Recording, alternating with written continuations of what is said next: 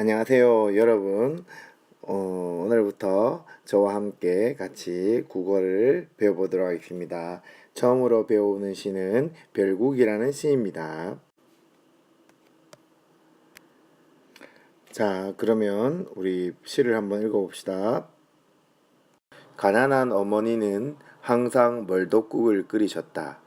학교에서 돌아온 날을 손님처럼 마루에 앉히시고 흰 사기 그릇이 앉아 있는 밥상을 조심조심 받들고 부엌에서 나오셨다. 국물 속에 떠 있던 별들, 어떤 때는 숟가락에 달이 건져 올라와 배가 불렀다. 숟가락과 별이 부딪히는 맑은 국그릇 소리가 가슴을 울렸는지 어머니의 눈에서 별빛사리가 쏟아졌다.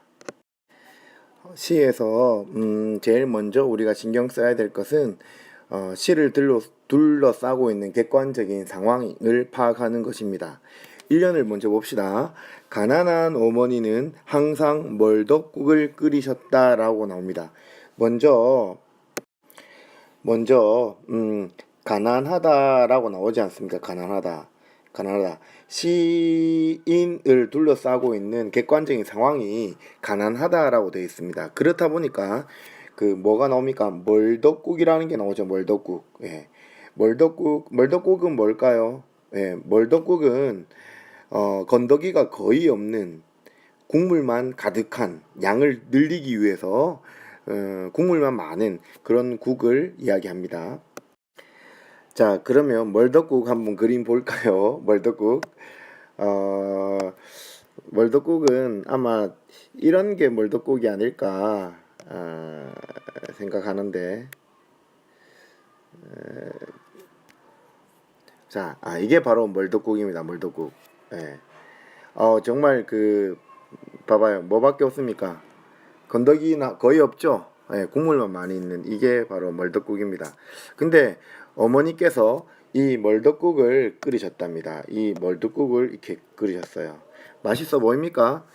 보통은 여기에 이제 만약에 뭐 오뎅도 이렇게 좀 있고 또 고기도 이렇게 해서 이렇게 있고 고기도 좀 있고 아니면 제 뭐 나물이나 등등등 이런 것들이 좀 푸짐하게 있어야지 맛있지 않겠습니까? 근데 아무것도 없는 멀더국이라고 합니다. 자, 그러면 이제 이 멀더국은 이제 지웁시다. 예, 멀더국은 지우고요. 자, 그런데 또 재밌는 말은 그러니까 이 항상 끓이셨다는 거죠. 항상은 되게 슬프지 않습니까? 가난한 어머니가 멀더국을 끓이셨는데 항상 끓이셨대요. 결국엔 이 항상 멀더국을 끓이셨다 이 말에서는 어떤 게 드러납니까? 예, 어려웠던 어떤 가정 형편이랄까요? 예, 가정 형편을 말해준다 이렇게 볼 수 있겠습니다. 자, 다음 이어입니다. 학교에서 돌아온 나를 시적 화자가 나오죠. 나를. 그러니까 아마 이 시적 화자는 지금 학생인 것 같습니다. 어린 시절이 나겠죠. 그렇죠? 그러니까 회상하고 있다는 것을 알 수 있습니다. 그죠? 이게 지금 회상하고 있는 이 과거의 나다. 그죠? 과거의 나겠죠. 학교에서 돌아온 나를 손님처럼 마루에 앉히시고 이 손님 봅시다. 손님. 자식 아들은 엄마에게 손님입니까? 아니죠. 그죠? 식구지 않습니까? 식구. 가족이지 않습니까? 그런데 손님처럼 마루에 앉았다. 손님을 오게 되면 우리 집에서 가장 좋은 것을 주지 않습니까? 그러니까 이 손님이라는 말은 결국에는 엄마가 나를 어떻게 극진히 대접했다. 극진히 대접했음을 안다.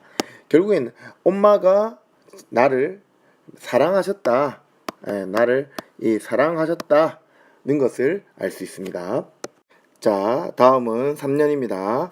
흰 사기 그릇이 앉아있는 밥상을 조심조심 받들고 부엌에서 나오셨다. 자, 흰 사기 그릇이 앉아있는 밥상. 재밌죠? 앉아있어요. 뭐가 앉아있습니까? 흰 사기 그릇이 앉아있죠. 아, 뭐예요? 의인법이다, 그죠? 조심조심. 아, 조심조심. 그만큼 이 정성을 다해서, 이 어머니의 어떤 정성을 다해서 받들고, 섬기는 것이죠. 부엌에서 나오셨다.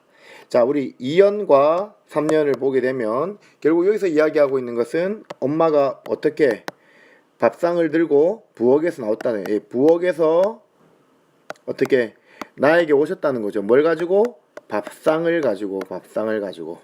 예, 그렇게 정리하면 되겠습니다. 자, 다음은 4연입니다.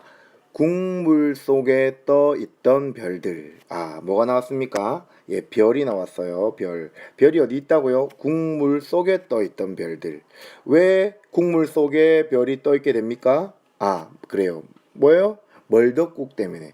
건더기가 없으니까 그 국물에 별이 비친 거겠죠. 어떤 때는 숟가락에 달이 건져 올라와. 달이 건져 올랐어요. 달. 자, 4연에 나오는 이 별과 이 달.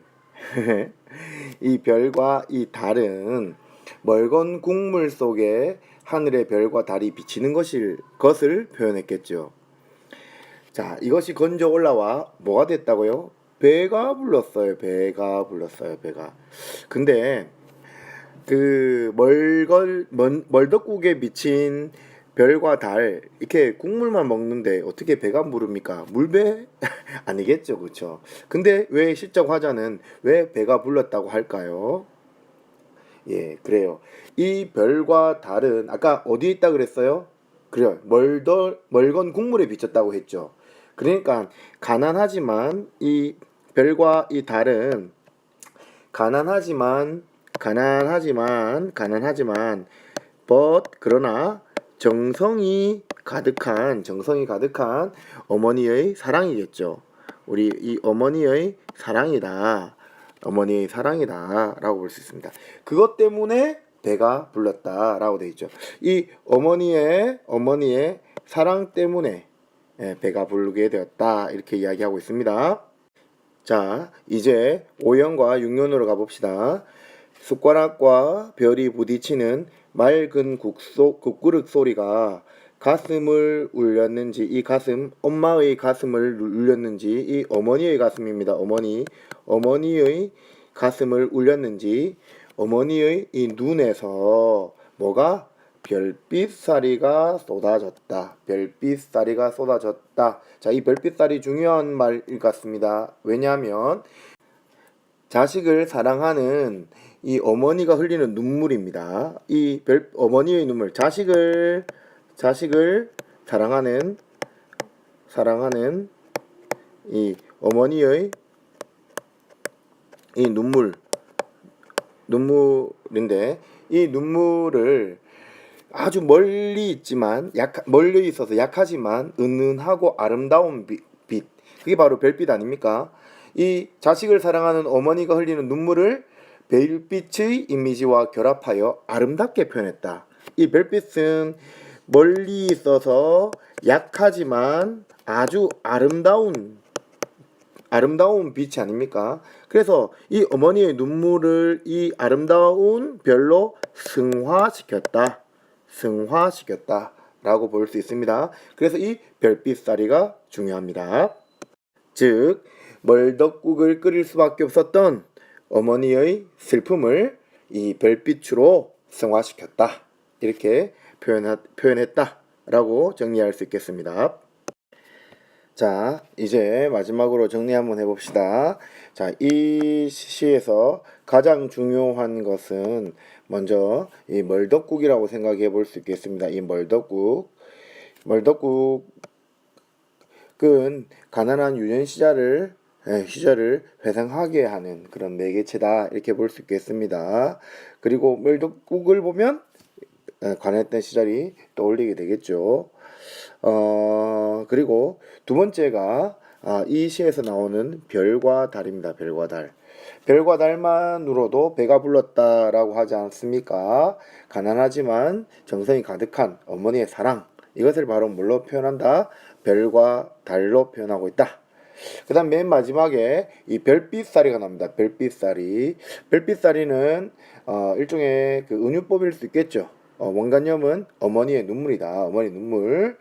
근데 이 별빛살이가 쏟아졌다 라고 이야기하는 거 보니까 이거는 자식에게, 사랑하는 자식에게 멀도국 밖에 주지 못하는 그 어머니의 슬픔, 그것은 또 다르게 이야기하면 자식을 사랑하는 어머니가 흘리는 눈물이겠죠. 이 눈물이겠죠. 이 눈물을 인데 이것이 이제 별빛으로 표현했다는 것은, 별빛은 아주 약하지만 아름다운 그런 존재가 아닙니까? 아름답게 빛나는 뭘로? 별로 표현했다. 눈물을 별로 표현하는 거니까 이거는 뭐다? 승화다. 승화시켰다. 이렇게 볼 수 있겠습니다. 자, 최종적으로 이 시를 정리하면, 자, 멀독국. 자, 이 멀독국, 그리고 이 국 속에 들어있는 맑은 국 속에 있는 별, 그 다음에 달, 그 다음에 제일 마지막으로 나와 있는 이 별빛살이. 자, 이것을 통해서 뭘 이야기하고 있습니까? 가난하지만 가난 속에서 자식을 키웠던 어머니의 사랑을 표현하고 있는 시다 라고 생각하면 되겠습니다.